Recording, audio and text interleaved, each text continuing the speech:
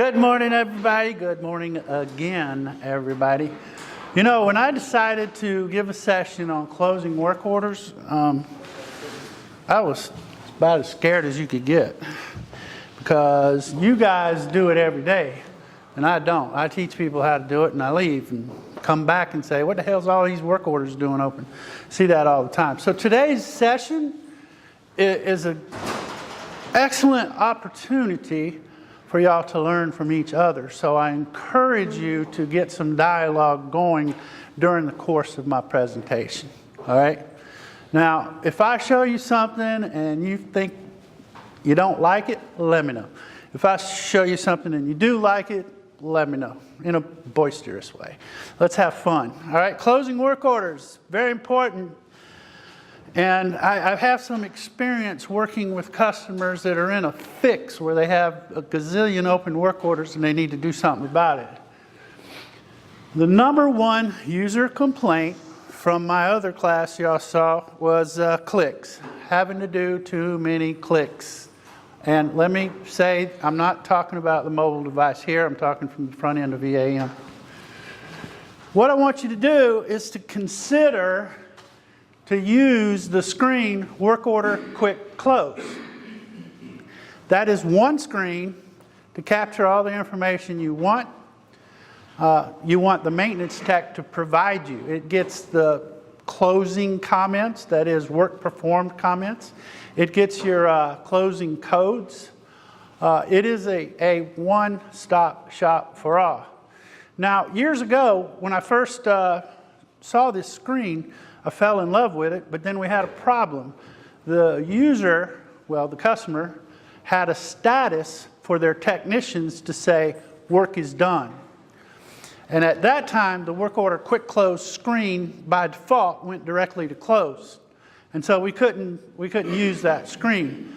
A few versions later, they did introduce that to where we could set that to anything. And that's up underneath organizations, options, I guess it's an install parameter, WOQC stat. You can set that to anything. Pretty handy. What the screen looks like. This is labor that has already been booked. There's your problem code, failure code, cause code, action code, and the new status is closed. So here's what happens.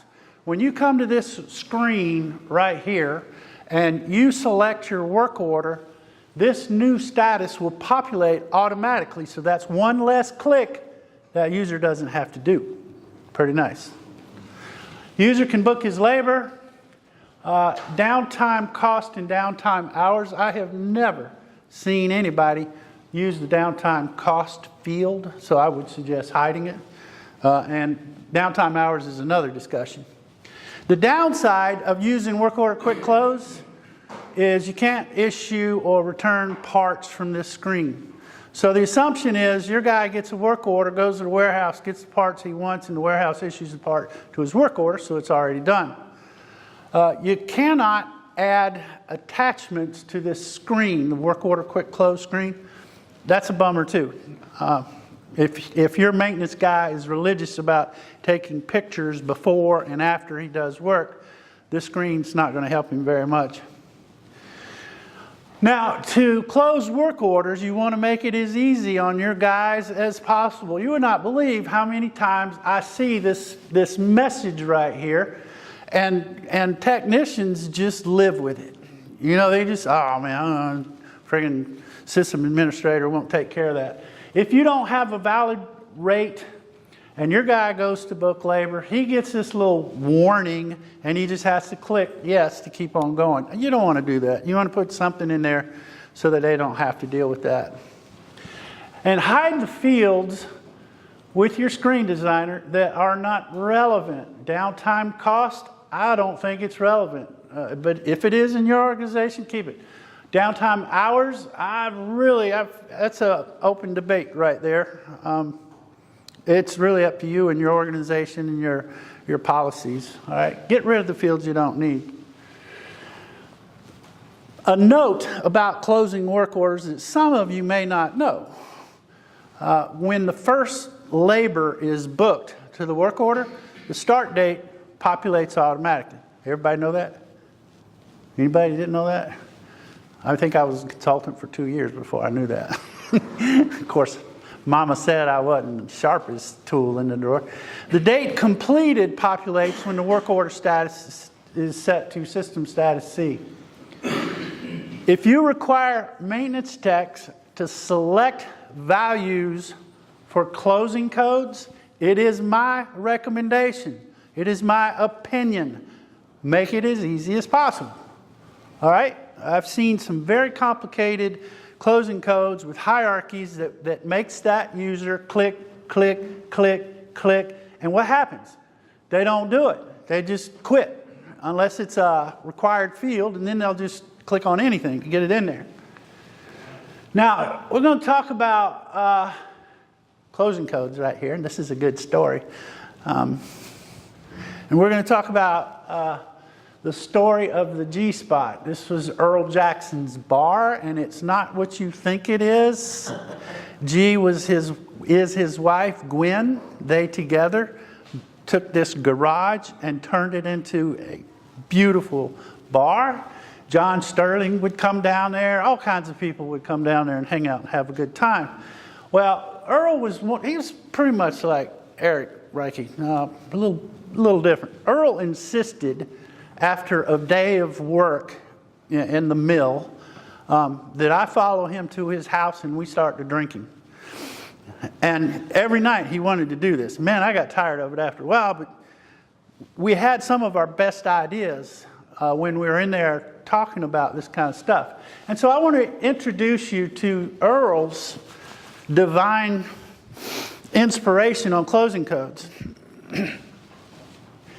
Earl said, we can't expect our ordinary requester to know the nature of the problem. When they submit a work order, so we want from them is to use the 4 of their 5 God-given senses to tell maintenance why they think there's a problem. Now, before I go further, this goes on through the assumption that you have your operators create work requests. And you wouldn't believe how many customers I see that go live with EAM and operations is on board to create work requests and it just fizzles out. It fizzles out to where the operator would just rather get on the radio or get on the phone, call maintenance. Maintenance comes and does whatever they got to do, and you don't have a record of being called out unless you do something creative with the work order. So if you do have requesters putting work requests, require that they give you what the problem is. It is either visual, there's a visual problem. There's either a smell, if it's burning or something like that. There's a sound, if it doesn't sound right, or temperature. It's too hot or too cold. Now, you can put another one in here for miscellaneous or whatever like that, but for problem codes, that pretty much tells you. A maintenance guy can key in off of that and determine the scope of what he's getting ready to run into. Failure codes, I thought this was very creative. When maintenance arrives on scene, they look at the same problem that the requester reported before taking action. And Earl said, we expect maintenance to categorize the failure of the problem into the major food groups of maintenance. These food groups are mechanical, electrical, hydraulic, pneumatic, lubrication. In a lumber place, plywood factory, they said steam was a big one too. So these are the failure codes, all right? So you think about it, you're building some analytic capabilities right here. You can see what the problem is, you can see what the failure is. Next one, cause code. I get a lot of laughs off of this one. Final analysis, maintenance determines the cause, however painful it is. Negligence, yeah, blame it on the operator. Normal wear, run to failure, common things. Act of God. Now, you might say, what is act of God? I was at a facility and lightning struck a tank and it blew up. So that's what you call act of God right there. Now, these codes, last but not least, the action codes are pretty much universal.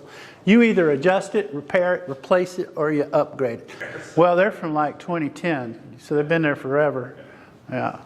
So what I see is, especially new implementations, I got one going on in Louisiana right now, they got really excited about checklists, and they made the checklist items required. So when you go to close the work order, you get the finger, and you got to go deal with the checklist items before you can close it, and that slows you down. And what does that do? That's more clicks for your people to do. But there is a time where the benefit of causing pain to that maintenance person by making him click more than he wants to click, there's a time where that benefits you greatly. And it might just be around closing codes. It could be around the comments. Let me talk about closing work orders when your maintenance techs do not book labor or put comments. This has always been a problem with me. And I've always pushed back saying, what, you can't manage your technicians and tell them to book labor and comments and be done with it? And I always get a no. And so I get a request to put Flex in there to give them the finger if they don't post comments and they don't book labor. Maybe they ought to build that into the product, but you know those on the closing tab of the work order, work performed comments, those comments are maintenance comments. That is where you get the tribal knowledge. That's where you want them to tell you. You don't want them to write a book about their dog or their chicken or none of that stuff. You want to know from them what they know about the equipment and its condition and what's been done to it. It's critical. It's absolutely critical. That is where you're transferring tribal knowledge because the boomers are leaving. And the newer guys need something to look at to tell them more about what they're doing. I saw this in a facility up in Massachusetts. We rolled out the iPads to all these maintenance guys. And I was totally blown away at what they were interested in. The most they were interested in is going and looking at the equipment record on the iPad and all the history and everything that's been done to it. I mean, that was the first thing out of the gate is what they were driven to. And then they liked the idea that they had a button that they could create a work order while they're looking at a piece of equipment. Now, okay, any of you out here, if you go to your work order screen right now and you look at open work orders, let me define open work orders. To me, an open work order, of course, is the system R status of R, right? It can have any status on it, but if it's got a system R status of R, it's released to me.